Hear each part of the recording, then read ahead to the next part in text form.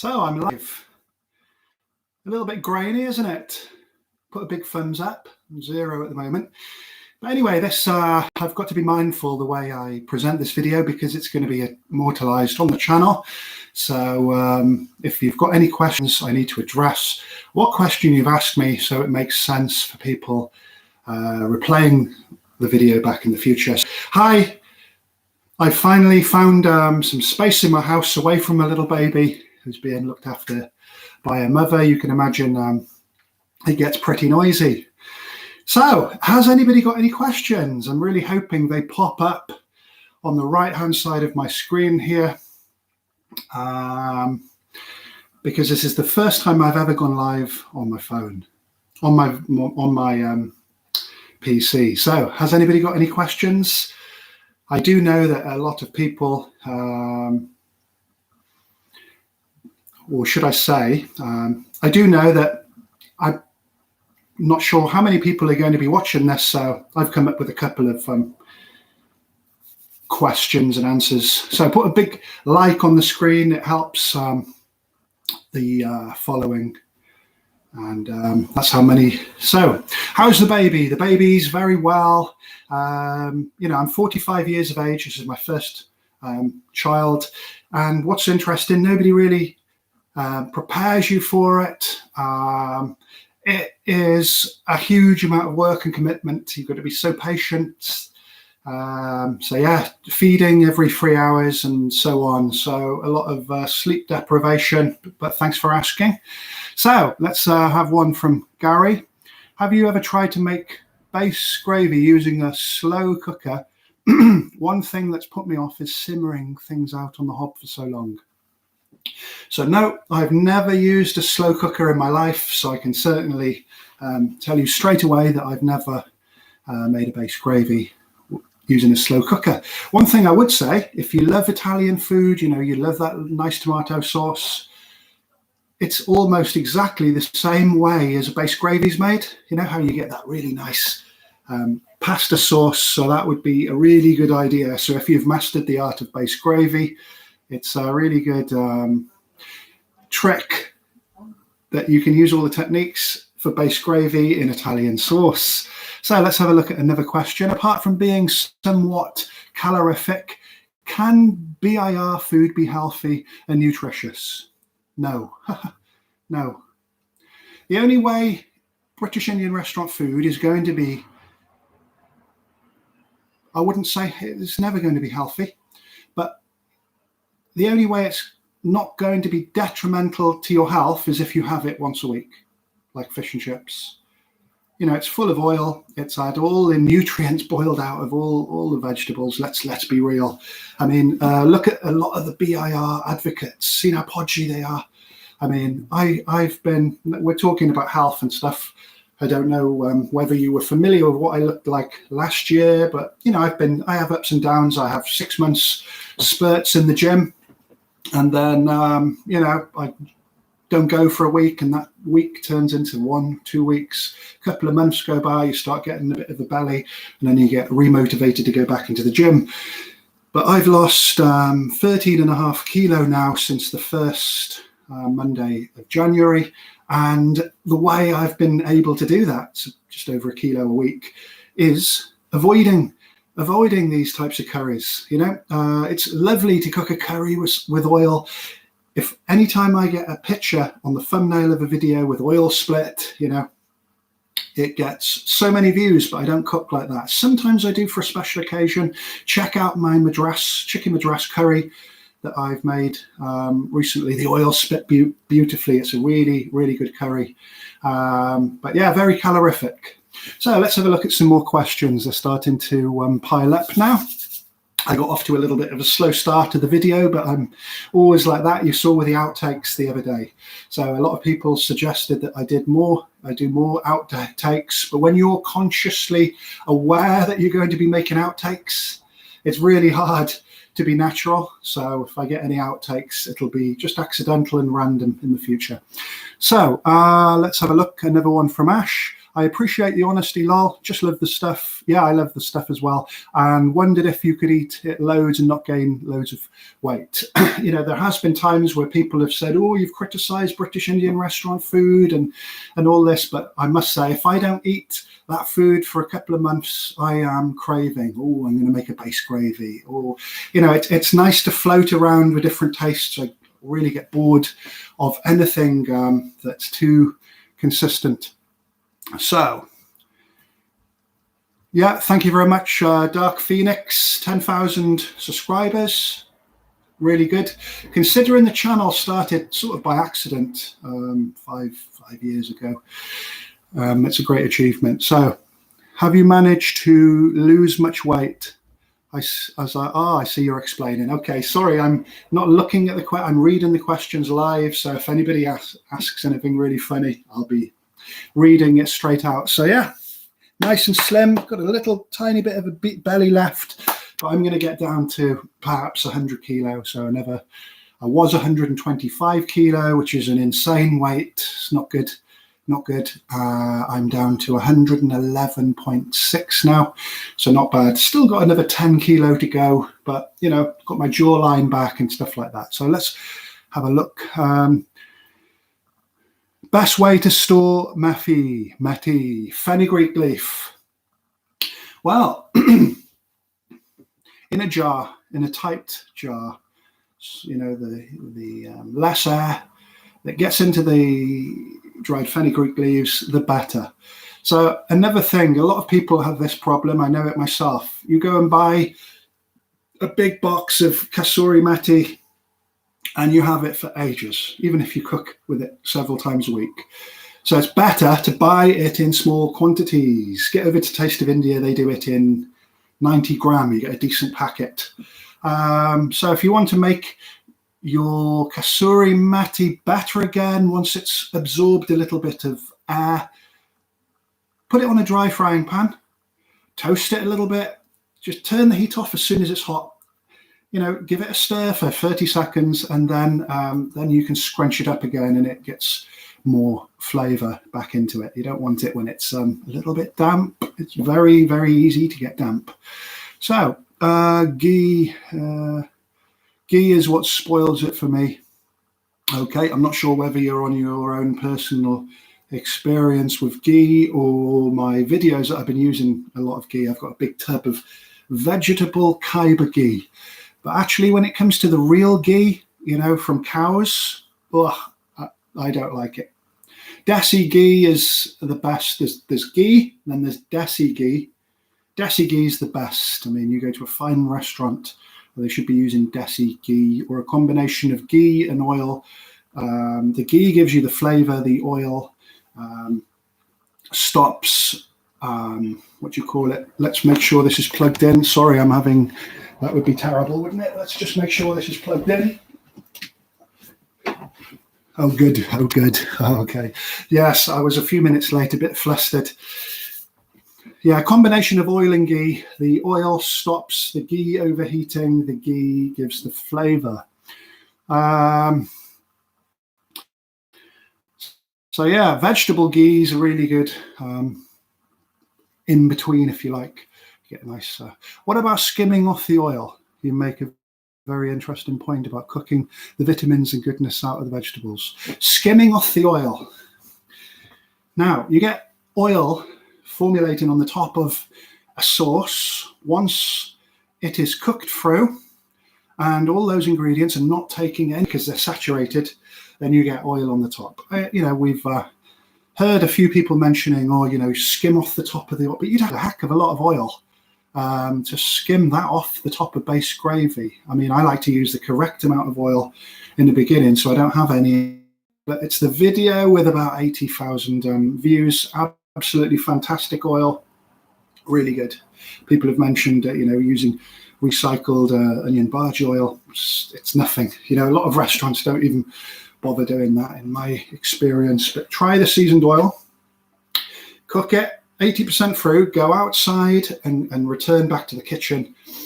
Smells just like an Indian restaurant. And it's one of my own ideas. It's a recipe adapted from Nita Kiba, which is East African or Ethiopian spiced butter.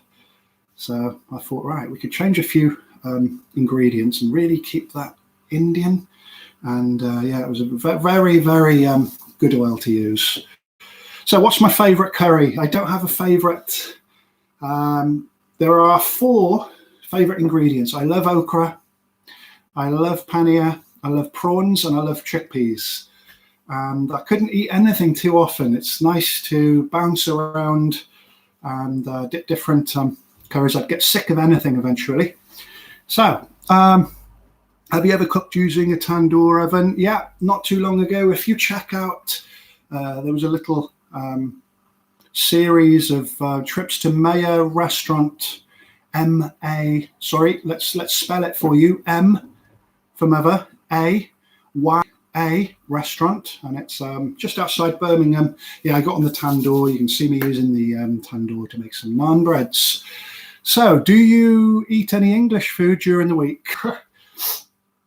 As little as possible. Yeah, I'll have Linda McCartney sausages, beans, maybe an omelette. But it's interesting. You know, before the Romans, the ancient Britons or the Celts, they were eating wild cane and grass seed before the Romans came and showed them about flavour. And I think that's been still happening. The evolution of food in England is quite amazing now. So that's good. It's good that we've got all the questions on the screen here. When I'm doing it with my other camera, you know, the live cooking videos, I think this is the 8th or 9th one I've done now. I've literally got to tap on the screen. So let's have a look. Favorite curry, anything with paneer, okra, chickpeas or prawns. English food, not too much. Desi ghee, new one on me. Thanks, bud. Well, desi ghee, it is a few pound more. And it's almost the same principle as, you know, you get a lot of offers on coconut oil, you know, $2.99 for a jar. Get the extra virgin coconut oil, a couple of pounds more, but 50 times better in flavour. So, you know, desi ghee is what authentic gourmet Indian chefs would use. It's the preferred choice. But then again, I don't like that milky aroma that you get from ghee. So let's have a look. Lucinia, will I be posting any curries that use triple Szechuan pepper as the main spice? So what's interesting about Szechuan pepper in India, you've got China up here, could be over there from your side. So there's a lot of history of trading with China and India, and you've got a lot of Indo-Chinese dishes, and some of them do call for Szechuan pepper, but I've never cooked one. But I'm very familiar with ports like Pondicherry, Chennai, Cochin in Kerala, Bombay, Sri Lanka, all having a long trade and history with China, which has helped, you know, diversify the food, create unique dishes. And I'm sure in China, obviously they love their spicy food there too. So no, I haven't cooked a curry with Szechuan pepper, but I'm sure it'll be quite interesting.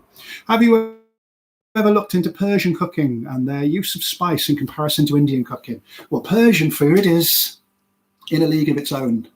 I mean, you've got Persia, you've got India. You know, the Mughals were a Turco-Persian ethnic group that were Islam and took Islam to India, you know, 800 years ago, 900 years ago, and greatly influenced all the food of India. There's so many Persian Indian dishes.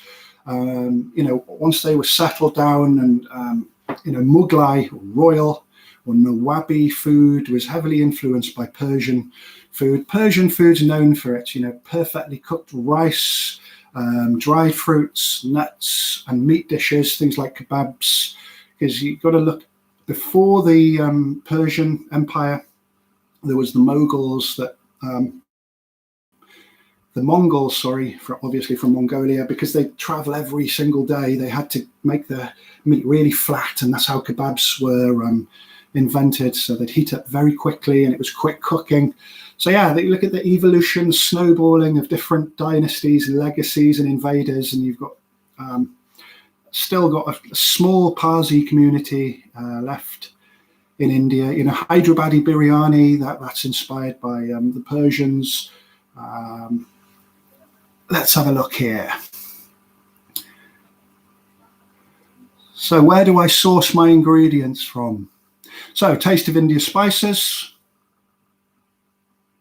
second to none when it comes to the house blends. So fresh, get proper flavors, and when you cook with Taste of India spices, you can smell it for some time later. It's proper, and you compare it with you know, I'm not going to say any other brands, but some of the high street brands, and you look at the tikka masala, and you look at Taste of India's tikka masala or garam masala. There's just no comparison. It's just crazy.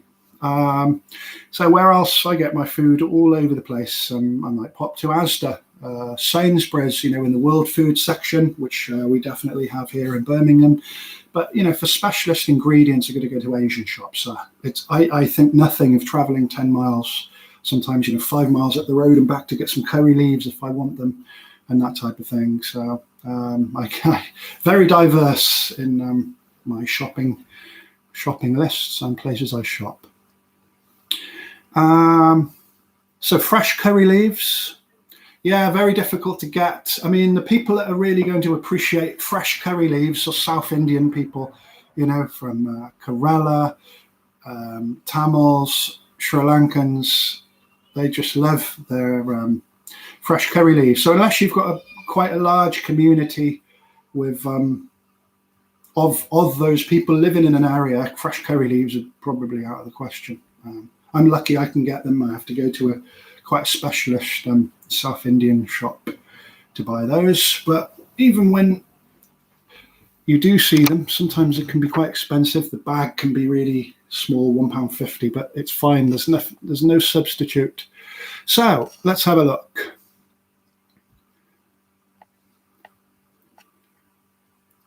Is there any region in India that you noticed use hing as more staple spice? Yeah.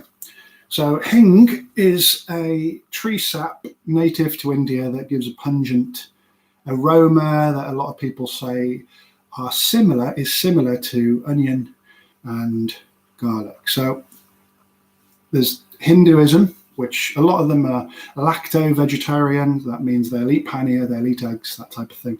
Then you've got a stricter form of the religion called Jainism, or Jains, Jains. And you'll find a lot of Jains in Gujarat.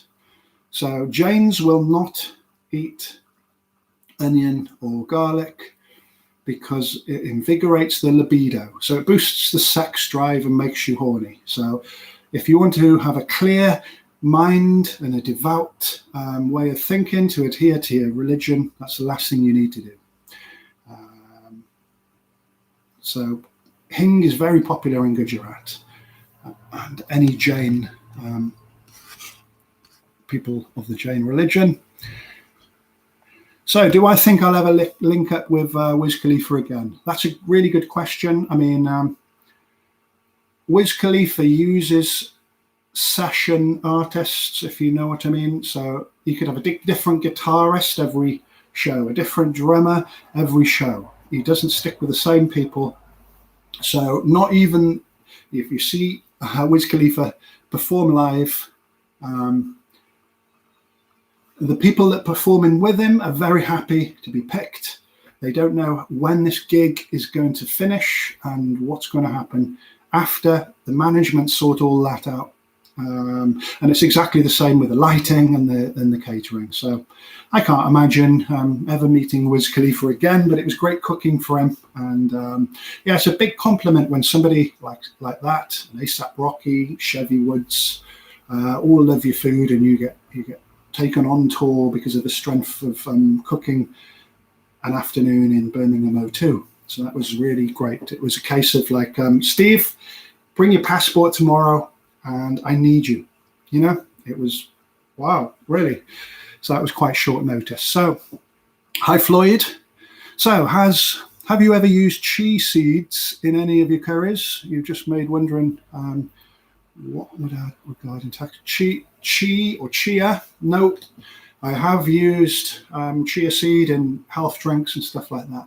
You know, grind it up in a NutriBullet, some yogurt, cereal. But no, I've never. I just don't think it's going to bring anything that you taste when you've got other strong flavors of certain spices. It's not going to bring anything to it. Could be a little bit of texture, but then again, you've got loads of other different things that you'd use that would be more typical, like mustard seed, for example. Chia, yeah. Not getting any reminder. You're on, Steve. Yeah, I'm not sure. I'm not very technical. That's putting it mildly. Anybody that's been watching my videos for some time knows that, you know, when it comes to the editing, lighting, anything, my videos are just, I think of something, right, I'm going to cook this today.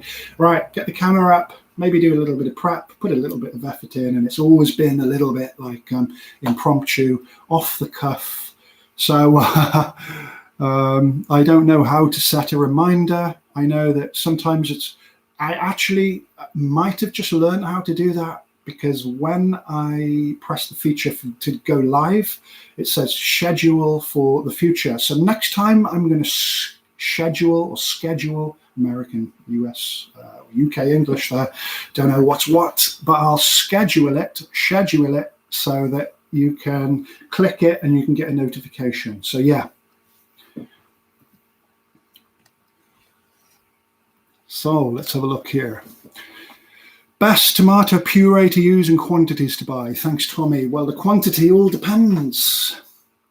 All depends on how often you use it and how much you consume, how big your family is. So I'm not really sure, but what's the best type? Some people have told me that Aldi, if you live in the UK, but Aldi's, even in America now, it's a big company, it's all over Europe. Aldi's tomato puree might be the best. There's no need to buy all that, you know, with the Italian writing on, and no, you don't need it. You don't need it. So just nice and simple, especially when it's going in with loads of tasty flavors. So as far as I know, Aldi. So can you buy curry leaf plant? Yes, you can. It's called sweet neem. And you can buy a cutting. I'm sure you can buy it from, not garden centres really, but you can buy it online and you can grow it in the back garden, and it grows pretty well, and you'll be, you know, cutting the strands off, it'll grow back again. So sweet neem is the name of the curry leaf tree, and it's used for so many different reasons all over the world. I mean, it's used as a natural pesticide, you know, stops insects attacking crops, for outdoor use in Africa, all over Asia, South America. Its oil is used for hair and skin tonic. So there's so many. It's a wonderful tree. It's sweet neem, and you get all those delicious fresh curry leaves too. So, has the amount of curry houses been reducing in the so-called Balti Belt in Birmingham? The Manchester Curry Mile, I know, has been affected. Yeah, let's talk a bit about Manchester. I've been up there a couple of times, and the Manchester Curry Mile now used to be very Bengali and Indian. Now it's more Arabic and more Middle Eastern. You know, things are changing rapidly, and I know you haven't got many curry houses on Curry Mile in Manchester now. So Birmingham is a very Pakistani area anyway. I think it's, you know, it's in the higher 30% population, but as far as I'm aware, everything's open. You've got a Dills on Stony Lane, and you've got that other place next door. And then you've got Ladypool Road, which has got shababs. Okay, I've been there a couple of times. Then you've got Al Fresh. Long story short, shababs is a little bit inconsistent, but really decent. I like the simplicity of the food. Sometimes it's not hot enough. Sometimes it's like, oh, can I have a glass of water? Or you get a jug of water on a Balti house. Anyway, as standard. But yeah, Dills is the best. I haven't been out to a restaurant for so long besides filming. So missed the first 20 minutes. Oh, sorry, Paul. like I told everybody earlier, I'll set a notification so you can click on it and get notified in maybe 5 minutes, I don't know, before the next live stream. I haven't got any plans to make one, but I suppose it's inevitable that it'll happen. So, incredible compliment that you cooked. Okay, great. Yeah, about Wiz Khalifa. Yeah. Yeah, Ash is saying to watch the Wiz Khalifa video that I made, all about on tour with Wiz Khalifa and cooking for Wiz Khalifa. Yeah, smash that thumbs up. It's totally free, Deadly has said. Very true. I know a lot of people finding it difficult to put a like on because they haven't got a YouTube account and that, but it's always appreciated to put a thumbs up, because that's how YouTube don't care how well you cook or anything. They care about how many comments you get, how long people watch the videos for, how many people put a thumbs up. It doesn't matter if you can cook or not. Thanks, Deadly. So, do you watch other cooking channels? That's an interesting one on YouTube. And if so, which channel would you like to collab with? Well, there's no about it. I don't watch anybody in Britain. I know there's an increase. I might just have a little quick glance at a couple of, new channels. Every Tom, Dick and Harry now has got a channel. I'm a Tom, Dick and Harry, myself included.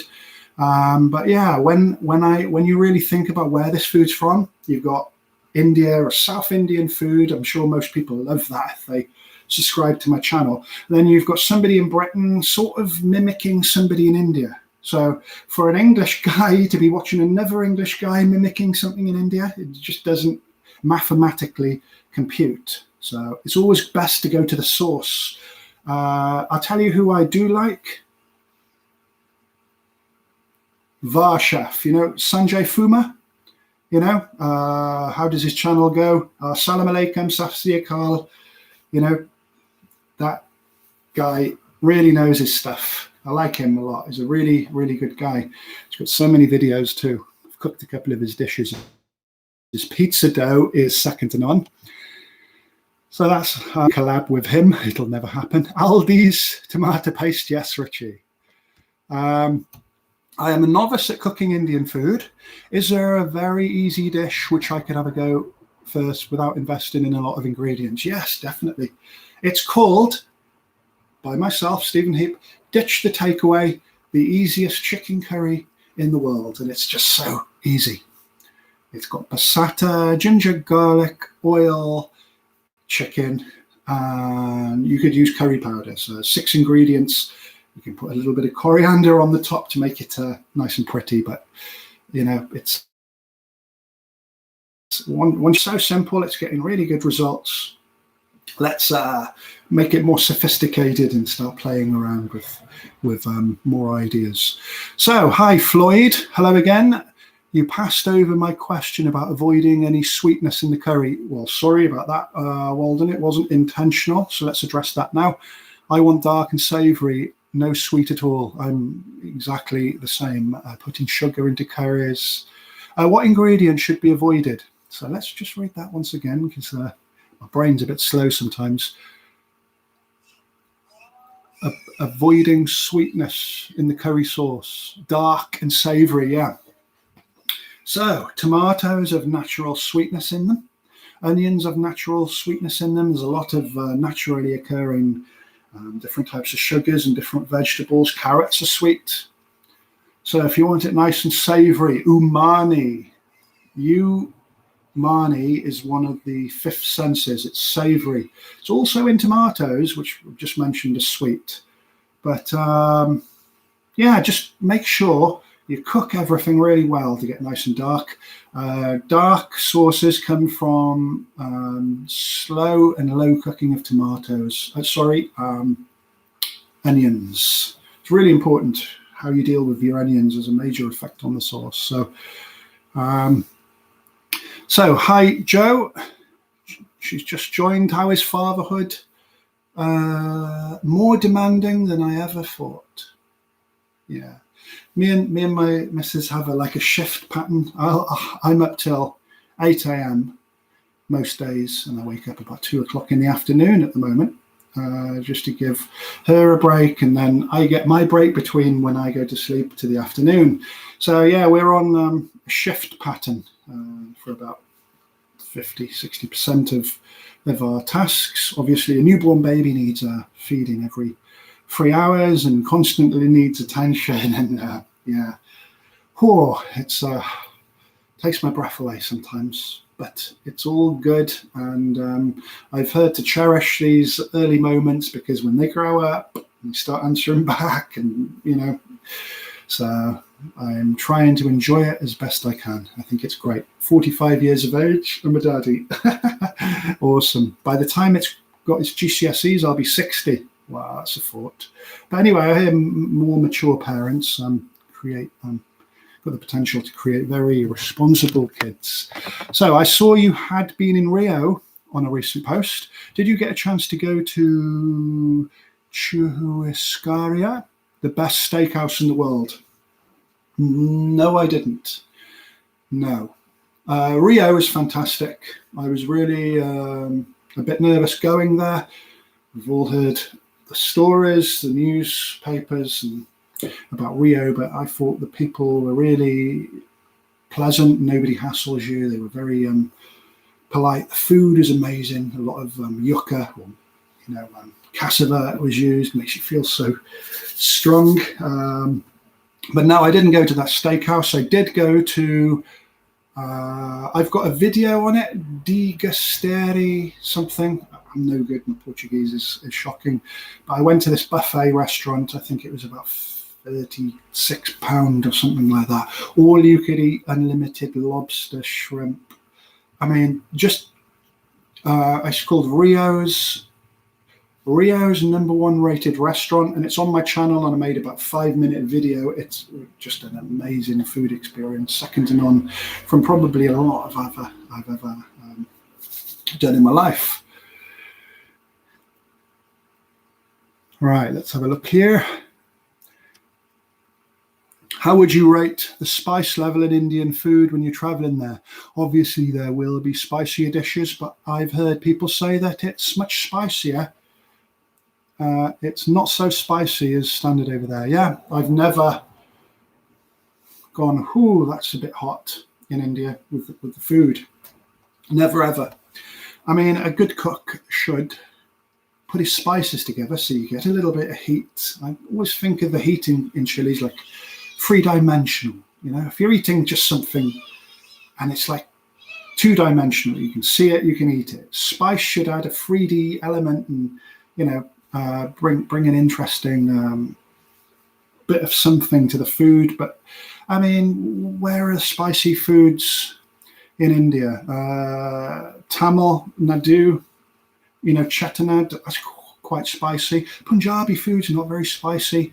Delhi food's not very spicy. Sri Lankan food can be quite spicy. If you want spicy, I think like Burma, Thailand, Cambodia, some Sri Lankan dishes. Now that is spicy, and especially Mexican food as well. So Indian food isn't as hot as those. That's interesting. I use a lot of chilies. They're only Jawala chilies, the green chilies that we get in the shops. They're a species called Jawala. And on a scale of 1 to 10, they're about a 4. So, you can put loads in and it's not going to be really hot. Sometimes I use extra hot chili powder, and that brings heat. But you don't want to overbear a dish with heat. Sometimes I go and purposely make a dish. I want it super hot. I like to, when you need to blow your nose, you've got the sniffles and maybe a little bit of sweat on the brow. That's a good heat. But when you're rushing around, I made a Chinese dipping sauce a few weeks ago. It's on the channel. Now that is seriously hot.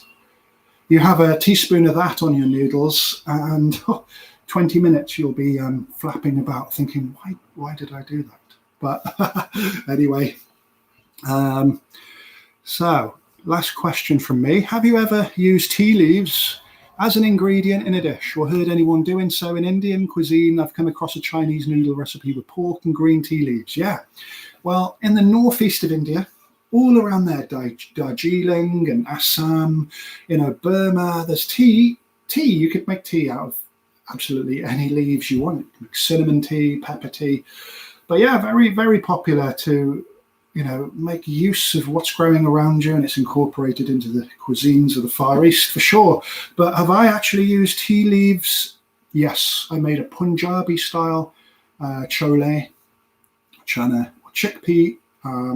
When I soaked the chana overnight, you use tea leaves because it gives a nice brown colour and subtle aroma to the chickpeas. So yeah, it's used all over. Anywhere you'll find tea growing, there'll definitely be so many different recipes that contain tea leaves. Tea cake, for example, is that in Yorkshire? And they don't even grow tea. So how long can you store cardamom for? Well, whether it's black cardamom or green cardamom, that are not related. Don't know why they're both called cardamom. There's enough letters in the English alphabet to come up with another name for them. You can store them for years. I mean, what will happen if you leave green cardamom long enough? It'll turn white, a whitish yellow. But it's the seeds. 90% of the fragrance in cardamom are from the black seeds inside. They're dried, they're quite big. Cardamom's a type of ingredient you get into the oil, so it'll be still fine. I mean, so long story short, I've got no problems with storing cardamoms for years. Absolutely years. Have I been to India? Many times. Many times. Yeah, I lived in Malaysia for 6 years. And I've been to 66 countries now. I've lived in China, I've lived in Malaysia, I've lived in Spain. But Malaysia most of all.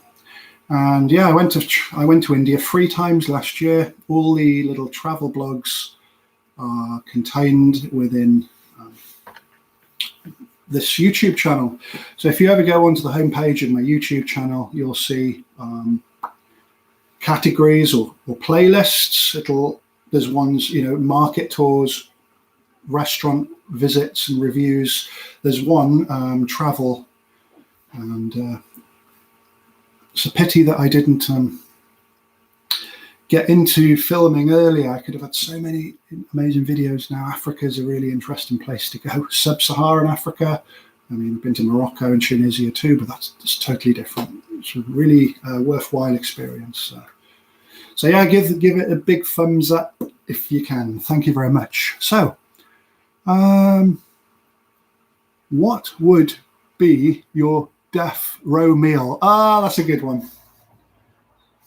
I was come across those videos on YouTube a few times. Alexander O'Neill wanted 15 pork bellies with a liter of Haagen-Dazs. So what would be mine? I'd go for a North Indian thali. I think I'd have something with vegetarian. I'd have some chapatis, some poppadoms, some pickles, some salad, some rice, a couple of little bhajis or pakoras. I'd have a dal, chickpea, something with mixed veg, something with yogurt. So yeah, it would be a North Indian vegetarian thali would be my death row meal.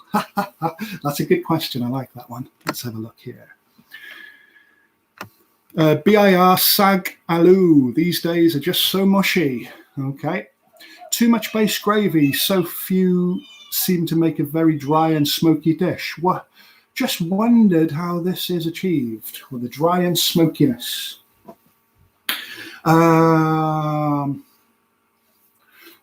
One ingredient that a lot of people use for a smokiness is black cardamom, but I wouldn't use a black cardamom with a vegetable dish. So I can't say that.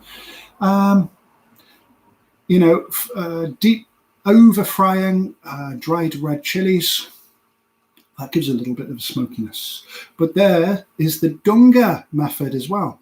Dungar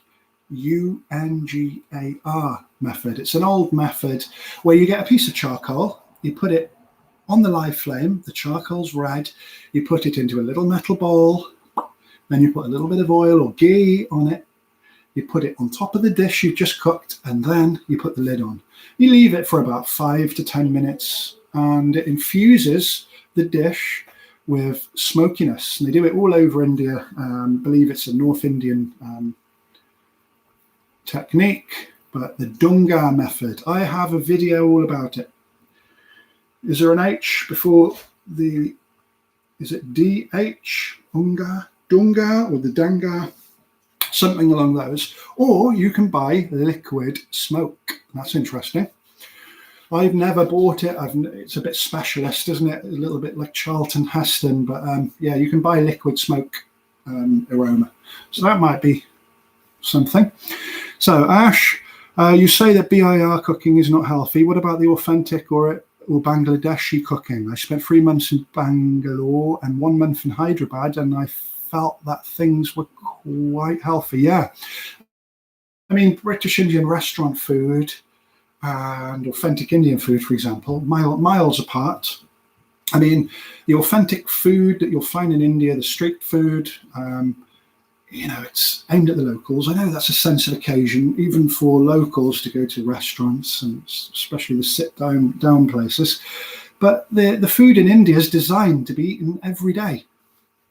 The British Indian restaurant food we have in the UK is designed for a special occasion. I even say it myself. I'm using a little bit more oil today because it's a special occasion. I've got guests over or something like that. But there's so many Indian foods that's so healthy. I mean, people live their entire lives on it and have done for generations. So not Gary Oldman. He's got a number. So I just saved your ditch. Okay. Yeah, great. I like the idea of starting with something easy. But which ingredients would you add to that dish to make it more advanced? I mean, I'd blend my own spices. You know, maybe get some cumin and coriander, put it in a dry frying pan. You know, just toast it, not too much. You don't want it smoky. There is a smoky mixed powder down in Sri Lanka, but that's a different thing. And blend them yourself, and then put your own, you know, you can blend red chilies from whole. If you don't like it too spicy, remove the seeds. You can put turmeric in, make your own curry powder, then you can make your own garam masala. Garam masala is usually a sprinkle at the end of the dish because it's made of the more pungent and whole spices. It's used a little bit in the dishes to give it more pungency. I mean, you can use fresh tomatoes instead of passata and let them sweat down. There's so many things you can do, like I've attempted at the channel for 5 years. So let's have a look here. Sagaloo, sagalo, same difference, yeah. Sagaloo, sagaloo, palak aloo, potatoes and spinach and potatoes, all the same thing. So if you drink alcohol, what is your favorite alcoholic drink? If not, well, I don't need to read the if not. What is your favorite drink overall? So I like brandy. Because I'm on a diet, I like export Guinness, actually. You know, the 7.5 export Guinness, very colonial, made in Nigeria, or there's one from NW10. It's the Dublin Gate one. But the export Guinness, you can get it in certain shops. You can get it in Asda. You can get it in Sainsbury's. So that's my favourite drink because I'm on a diet. Brandy and Coca-Cola is great, and sometimes rum. So rum, brandy, Guinness. I don't really like carling or anything too weak. I like to feel it, you know, if I'm going to the toilet, even before I'm starting to see the funny side of things, I know I'm drinking the wrong thing. So what is your view on using MSG and mustard oil? Yeah, so monosodium glutamate is one of the most naturally occurring amino acids you'll find in food. You'll find it in cheese, you'll find it in tomatoes. Now, in the 1930s, a Japanese doctor isolated MSG, extracted it, and started using it as something to make something tasty. You know, I was talking about the 5 tastes earlier. Umami is one of the 5 tastes, and it's savory. So I think MSG is great. Not many restaurants, not many chefs, nobody will admit to using it, and it's a load of bull. Because there's nothing wrong with it in small doses. Nothing wrong with it. I mean, if you ate it every day, you'd be fine. In higher doses, it could be detrimental to the health in various ways. Is it E365? That's monosodium glutamate. But it's or don't tell anybody that's gone in. I think not that I watch many videos, but any other videos, channels similar to myself that are saying, right, put some vegetable stock in, or a stock cube, or those little Nigerian Maggi stock cubes, just full of monosodium glutamate. Been using them on and off for ages, and that's how you're going to get added taste. And there's nothing wrong with it. Monosodium glutamate, there seems to be like a racial connotation against the Chinese for it. They'll openly use it and they'll buy it in big bags, monosodium glutamate. No stock, not trying to cover the wording or anything like that. But aromat noor, that's monosodium glutamate. But if you just said straight up MSG, it would be a dirty word. A lot of people criticize like Chinese restaurants for using it and stuff like that. It's just nonsense. MSG is just isolated umami taste from certain ingredients naturally occurring amino acid. So it's quite a long-winded answer, but that's my take on that. So mustard oil. So there are two types of mustard oil now. Edible, non-edible. People have been using mustard oil for thousands of years. Anywhere mustard grows, they've been using the mustard oil. There is an acid within mustard oil that researchers quite recently have said is harmful, even though people have been using it in North India and the Bengali area for thousands and thousands of years. There's now a little bit of suspicion about, but the edible oil, mustard oil, has had that acid taken out. So all I can say, if you're using mustard oil, you want to get rid of that acid, heat it up to smoking point, and then cool it down and wait a few minutes to return back to a normal temperature for cooking. And nothing wrong with mustard oil at all. It's very strong and it goes really good with vegetable dishes and marinating and things like that. But yeah, all this modern take, and sometimes they're very critical of some things they've been doing for thousands and thousands of years. I don't really pay too much attention. I mean, not that long ago, Indian curry leaves were banned from being imported into Britain. That's different. That's not because of the curry leaves, it's because of the pesticide. They were using a pesticide in India that's illegal in the UK, but never done me any harm. Let's have a look here. Is that the baby I can hear in the background? Yes, it is. She has a little cry. She wakes up and the expression on the face like she's heartbroken. She's all, you pick her up and she just wants attention. Yeah, she's so lovely. So is it tastier when you make a single portion of curry compared to making about 6 portions at a time for the family? Yes, it will be tastier. Yeah, you do something on a small scale, it's going to have more success than a large scale. I mean, I made a huge chickpea and potato curry out in the garden the other day, and it was pretty nice. Been using quite a lot of masala powders and flavouring in it. But yeah, it's true. Restaurants, you'd think that Indian restaurants might want to shortcut things. Think, let's cheat a bit. Let's make a big pan of this because it's easier than cooking it one by one. But one by one is good. You can monitor and control what goes into it more. The temperature, again, is going to be a lot hotter with a single portion. The more you've got in your bowl, the less potential it's got of heating up to a good temperature. And cooking at high temperatures brings all the flavours out, cooks things really nicely. And that's why it's great to get the burner back. And fortunately, we've got some sun in the sky at the moment. And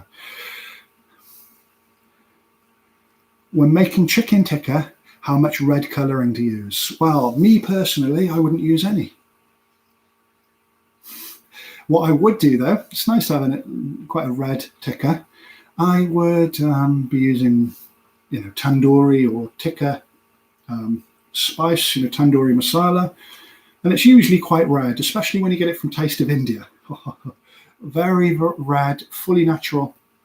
And if you wanted it even more redder, you could add more paprika to it. But yeah, I do have a little pot of red colouring here, and I've had it for about 1.5 years, and I've probably used it twice because it's just for the eye. I mean, all those bright red chickens. If I go to a Bengali run restaurant here in the UK, I've never been there before, or you can see some of the bright red, and for me, I don't know whether it's psychological or there's some truth in it, but I have this metallic taste at the top of the mouth. So the first thing I'll say, don't give me any of that red masala, please, because they make the red paste. It goes in the tikka. Tikkas have got to be bright red. Some of the sauces, the chicken tikka masala, bright red. I can taste it now talking about it, so I'm totally against it. There's other things you can do for red, Ratan Jot. That goes into the seasoned oil, and it goes into a venison curry that I made. You'll see the red come out of that, and that's a piece of tree bark. That's natural colouring. There's beetroot powder that you can use as well, which gives a purpley red colour. So let's have a look.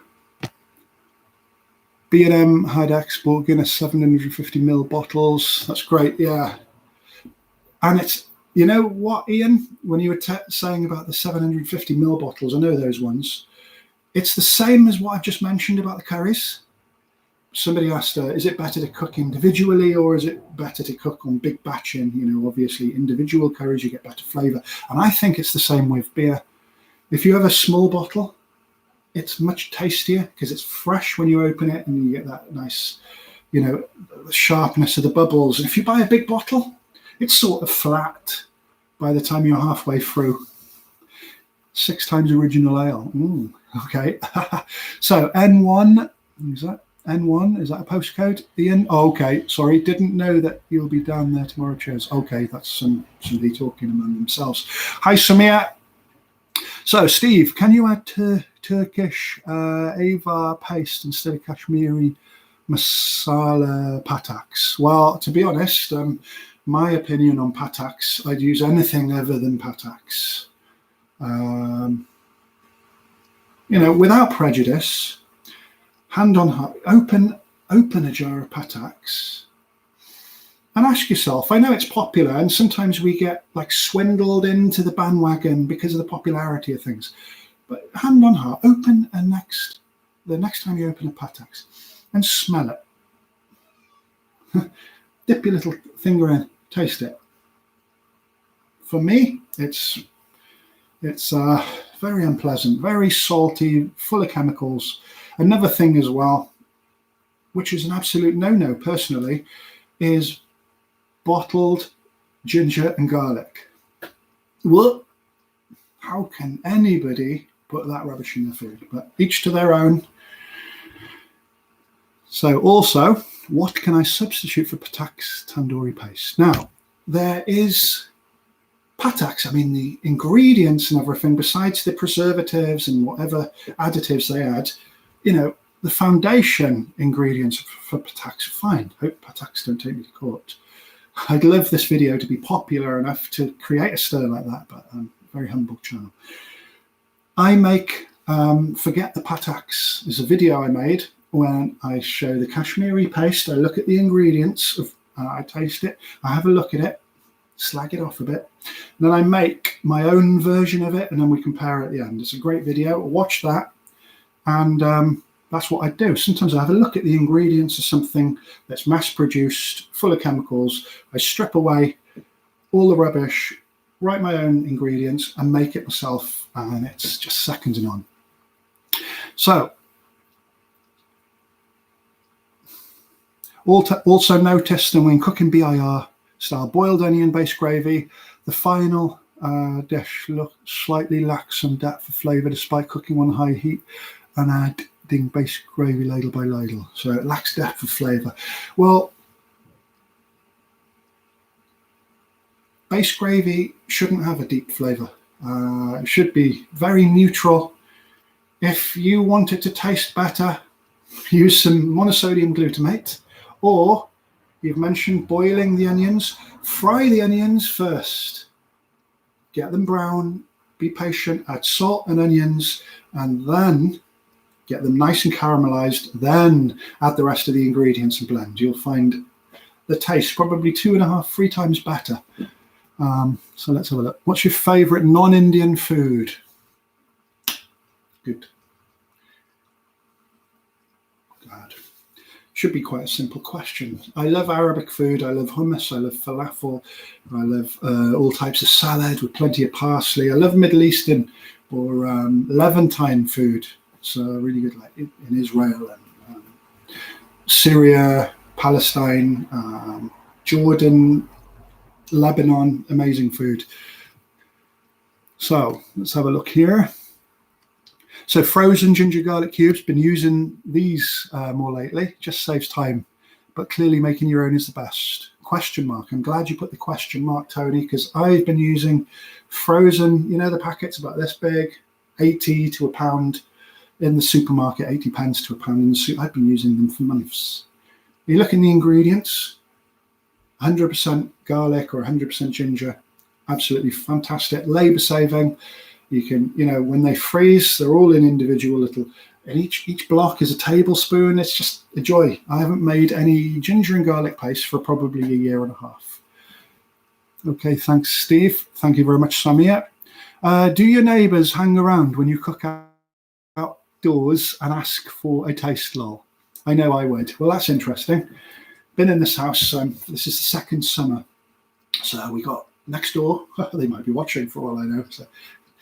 But they're always out when the sun's out. So part of the reason why I made these al fresco or cooking outside videos the other day that were silent, and I just added a couple of words, is because they were out. And they were out this side as well.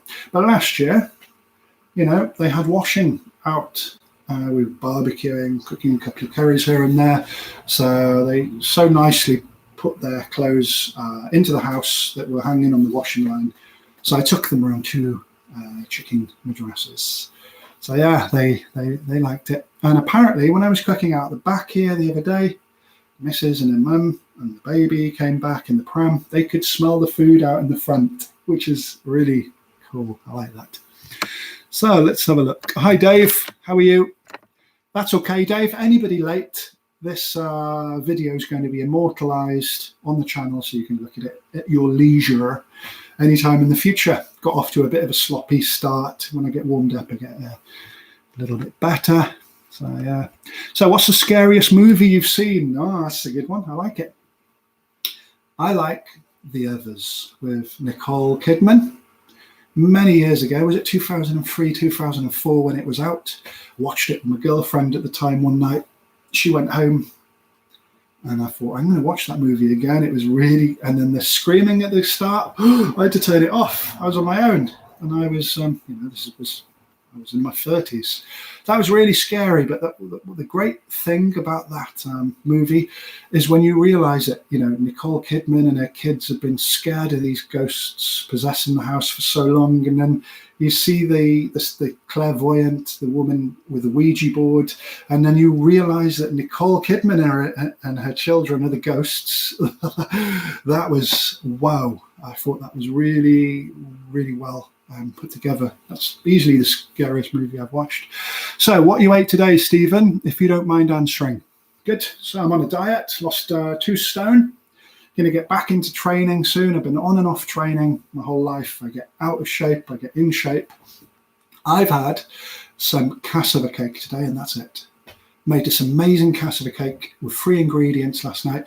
It's got mini tapioca, so very, very small, fine tapioca, desiccated coconut, tin of condensed milk, stir it all up, put some coconut oil to grease a baking tray, more desiccated coconut on the top, in the oven, low temperature.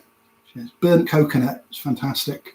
That's all I've eaten. I've got what have I got? I've got the chickpea and potato curry for later. I've got a little bit of the okra left and the paneer jalfrezi, all in Tupperware containers in the fridge for later. Do you have your own secret basar mix? Yes. So I know it varies from family to family, and most add a little something extra to make it unique to them. So you'll find my basar mix on Taste of India on eBay. It's sold in 900-gram bags, and yes, some good feedback. It's nice and yellow, you know, it's got all the quite standard spices and really gets you that nice Kashmiri taste. Do you ever batch cook curry and put it in the freezer, or do you always cook fresh? Does freezing change the flavour? Now, that's a good one. You know, when my missus was due to have the baby, we don't want to be going aromatizing the house, if that's even a word, with so many spices. So when it was safe to do so, probably about a week before Mrs. went into hospital to give birth, I made a massive paneer jalfrezi and I put it into takeaway tubs because I was into those terrible micro meals not long ago. I've still got two that I can't even look at, but eventually I'll get round to making them. We'll get to that in a moment. And yeah, it's fine. And when I put them in the microwave on 4, or I just put them in the microwave for 7 minutes, I open it and put it onto the plate, and I find it absolutely fine. And when you think that a micro meal that I've been doing reviews are very similar to the ones I've been buying from the supermarket, and then you do your own sort of version of the micro meal because you're pre-cooking, batching it up in takeaway tubs, you're thinking, why can't these big companies cook something decent for people to eat? So just to summarize about micro meals, I find the ones in the supermarket with the clear front and you can actually see it, with the paper and the wording, they are not bad. One thing I have to make the distinction: when it's in a box and it's got a 1.5 year shelf or eat by date garbage, doesn't matter how long the company's been established or whether it's some famous restaurant like Haldiram's in India making them, they're just disgusting. For the same reason why pataks in a jar or jarred ginger, garlic, same reason, you can just taste that. Just chemical it. Or sometimes I've been making the reviews of the micro meals and I've been pretty positive, and after about 5 minutes after eating, you can just taste the almost like melted plastic, and I don't know what it is. I'm not into that, and I just think, God, I would have been a bit more harder on that. So I've got 2 in my shelf downstairs in the kitchen. I'm going to do 2 last review. I'm probably going to I've got a tin of something as well. I've got 3. I'm going to put them all in one video and finish with it. It's really good for calorie counting, calorie control, those micro meals, but they're garbage. They're absolute garbage. And the best ones you're going to get are the ones that are not frozen or not boxed, and they're on the clear plastic. So let's have a look here. Right, we go back up. So what can I substitute for black stone flour, which is like a moss that's used in a lot of garam masala recipes in India? Samia's asking, or vetiver root. What can you use instead of it? Well, it's a very subtle flavour. I mean, if anybody's ever got some and dried it out, smelled it, you think, yeah, I can see how that goes into various masala mixes, garam masala. To substitute it, to be honest, you'd have to have a very keen sense of taste, even to know it was missing. So I don't have an answer. I'm sorry, mate. So, Ash, what is your favourite meal of the day, breakfast, lunch, or dinner? Well, I hate breakfast. If I eat breakfast, I'm hungry all day long. So I usually eat about 4 or 5 hours after I wake up. I love to start the day with 2 cups of coffee. I've been vaping for 4 years now, no smoking. I must say, I know it's off subject, but vaping, my lungs are just so clear. There's no residue. This is just so much better than smoking. I remember smoking. I had an asthma pump. always on me. I thought I had asthma. A lot of people think they have asthma. It's because they smoke. You don't have asthma. You quit smoking, that pump and all your prescription meds for your asthma, in quite a lot of the cases, you won't need. So vaping is really good. You can switch flavors. You know, one day you can have something tasting of lemon, next banana or whatever. So let's have a look. What's the favorite meal of the day? So I'll eat twice a day. I'll have a decent meal. I'll have a snack in the day and then a good meal quite late at night, because I'm going to bed very late or early in the morning now. But yeah, I do everything the wrong way round, as opposed to conventionalness. So will you be doing the traveling cooking demos again once things get back to normal? Yes. Yes. Don't know if I'll be traveling so much with a young baby. But yeah, I've got such a list of countries that I still want to go to. I've been to 66 at the moment. Not that it's like a tick list. I've enjoyed a heck of a lot of countries in most continents, not the Arctic or the South Pole, or the Antarctica. Do you think you could eat vegan? You could eat vegan for a month? Yeah, no problem. For a month. I don't eat a lot of meat. I can't tell you why I'm laughing. I don't know if anybody can guess. But yeah, I cook a lot of prawns, I cook some fish, cook a lot of veg, chicken, lamb. Cook those on the channel as well. I wonder who for. I can't say it. I can't say it. So, hi Steve, do you have a preferred mix powder? Yes, Taste of India. British Indian restaurant mix powder. I think it's is it about £5.50 or £6 for a 350ml bag? It just, the aroma, as soon as you smell it, you think, yeah, you know, something switched on, and you think, wow, that's how a curry should taste. But I love, you know, if I put my own spices together, it's called Heap's curry powder, also available on Taste of India. I think it has cumin, coriander, chili, all ground from fresh now. A little bit of star anise and green cardamom. Is there a little bit of cinnamon in? But really simple. The more spices you have, the less recognizable or identifiable they are. It's still really nice when you put loads of spices in. I mean, Taste of India do a magic 37 spice. Literally has 37 spices. Very aromatic. So what's the best way to prepare cassava? Dave's asking. So cassava. So in this country, cassava, which is a long, dark, it's like a huge carrot, but it's got bark on, is usually starched in this country to improve shelf life, to stop the air going in, and to keep it fresh. So you can't use a potato peeler. So I'd get my meat cleaver, cut all the edges off. Cassava has a poison in it until it's cooked. But then again, you can bake cassava, you can grate cassava, you can boil it, you can fry it, and it's perfectly safe. But you know, you just cut enough of the bark off. You see that purple little vein, you know, that purple inner bark. Get that off. So how do I prefer it? I mean, last year I was in Brazil. I've never seen a country use so much cassava. There's cassava cakes, you know, steamed and buttered cassava, delicious. You know, they mash it. You can have, how do I prefer it? I think the chips are a little bit, I've got a cassava chips recipe. Very dry, it's okay. It won't beat a potato if you fry it. But yeah, I like it boiled, a little bit of butter, a little bit of salt. Probably that's my favorite. So thanks for answering. What you ate today, bud? All right, no worries, Rich.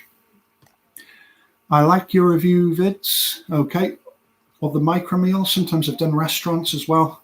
It's always a bit of a shame. I don't usually go into a restaurant to dine and tell them that I'm doing it. And every now and then, somebody's been quite rude. You know, you'd think when somebody gets the camera out, it could be like an Indian deli or something like that I've done. You'd think when somebody was, if it was your business and somebody got the camera out, was filming, you'd probably be a little bit even more friendlier than, you know, some people like, you know, asking questions and stuff like that. But anyway, most people are nice, as it is all over the world. Steve, you have lost some weight. Looking good, mate. Yeah, thank you very much, Dan. Yeah, let's have a twirl. So not bad, not bad. Tell you, a few months ago, I looked like the one pregnant, not my missus. Yeah, I've lost 13.5 kilos. That's 2 stone, just under 2 stone. Have you ever made your own ghee? Yes, clarified butter. So all you've got to do is get some unsalted butter in blocks. Quite expensive, isn't it? Boil it.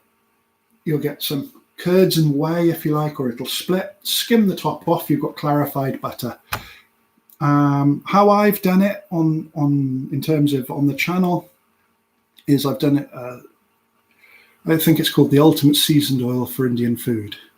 I've done 2 very similar videos, get very, very good results if you want to add it to base gravy or cook curries with. Preferred mixed powder, I think I've just answered that. Do you have a favourite TV celeb, chef? I don't watch TV. I don't have to buy a TV license because I don't like keeping up to date. I'm not really into popular culture. I like Keith Floyd. I don't think his cooking was amazing. I mean, did you see him throwing in chilies and just throwing things in? You know, he knew his stuff. But in terms of character, Keith Floyd, rest in peace. He was a real gentleman, and I just thought he was a really interesting guy. Definitely could hold a good audience. It's amazing, and I liked what he said about all these celeb chefs as well. You can Google it. It's funny.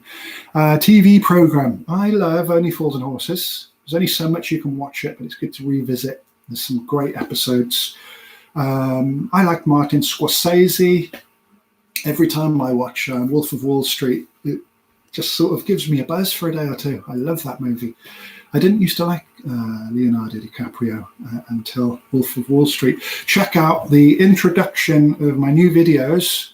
There's a bit off Wolf of Wall Street when he's talking about Steve, but I've taken the audio and changed it, obviously with Hollywood's consent, and I now use it as an introduction. Somebody asked me if it was an April Fool's the other day. No, it isn't. It's Leonardo DiCaprio, my new video intro, the audio. So check that out. I think it's gone over a lot of people's heads. Not everybody watches films like that anyway. So what places where you've favorite places to travel? So 66 countries. If you want to go shopping, go to Beijing. Yeah, grade A copies only though, you know, the best. There's no difference. There's something called a ghost shift in counterfeiting industry. As most things are manufactured or made in China, you know, they usually have 2 official shifts in a factory. 8 hours, then they go home, then the next 8-hour people. So there's 3 times 8 in 24. So there's a ghost shift where somebody in the factory might want that factory to remain open 24 hours a day and sell everything that's made on it. So a lot of the copies in China. Yeah, so long story short, China for shopping. Beaches, Malaysia, unspoilt. Thailand's magnificent, but it's saturated, and every time I've been there, it's gone a little bit more dirtier, a little bit more. We've got to check your bill a little bit more. You know, for an experience, Sub-Saharan Africa. I mean, it'll teach you a heck of a lot of life lessons visiting Sub-Saharan Africa. I mean, the humility of the people, the lack of opportunities that a lot of them I've seen have, but how happy they are, how genuine they are, how thoughtful they are as well. I thought that was an amazing experience. I visited West Africa in 2006. I lost 7 kilos as well because I had traveller's diarrhea, but that's another story. Yeah, Keith Floyd, Rich, yeah. Do you think it's worth making your own ghee? Yeah, not really, not really. Might have a bit of glycerine in the ones you buy in a tin, but yeah, I prefer to buy vegetable ghee, Kaiba brand. And if I was going to make my own ghee, I definitely adapt the Ethiopian recipe that I mentioned at the start of the video called Nitikiba, which has a whole load of spices and onions and garlic and turmeric that goes in. And you get the best of both worlds. One, you've made your own ghee. Two, you've made some amazing seasoned oil that smells just like going into an Indian restaurant. It's absolutely fantastic. Yeah, Only Fools and Horses, thumbs up there. Yeah, so funny, isn't it? So funny. Scorsese, yeah, it's amazing, isn't it? Has he ever won an Oscar for Best Director? I just think it's scandalous. Like I told you, I'm not into popular culture. Martin Scorsese not winning an Oscar for Best Director it's a crime. It's a crime. Have you ever gotten into a fight ever? No. Well, ever, in school, I remember being pushed or pushed somebody, but nothing serious. I think somebody punched me on my nose in Army Cadets once. No, I think violence, this is interesting, violence, whether it's personal violence, one-to-one, or countries at war with each other, sometimes it's going to be necessary. What if somebody came to burgle you? What if Iraq goes and tries to invade Kuwait to take the vast oil reserves? Sometimes where you've got to stand up for yourself. But I think violence is for wimps. I think things should be dealt with diplomatically, like India. It deals with things diplomatically. It hasn't got a history of any wars or anything like that. I know there's a bit of conflict on the Kashmiri border, but Brazil, one of the best passports you can get in the world is Brazil. They've never had any wars. So it's good to talk, isn't it? Like Bob Hoskins used to say. Any plans to do one of these again? Maybe every couple of months or so? Yes, I think so. I think so. I'm really grateful for everybody that's checked in today. It's great. I mean, the channel's nothing without all you guys. It's nothing. I wouldn't be making these videos just for my own sake. It's nice to document it for your own thing, You want to watch something from 5 years ago. Oh, yeah, do you remember when I did that? I still reflect on a few videos that I've made. So it looks like we're sort of coming to the end. I think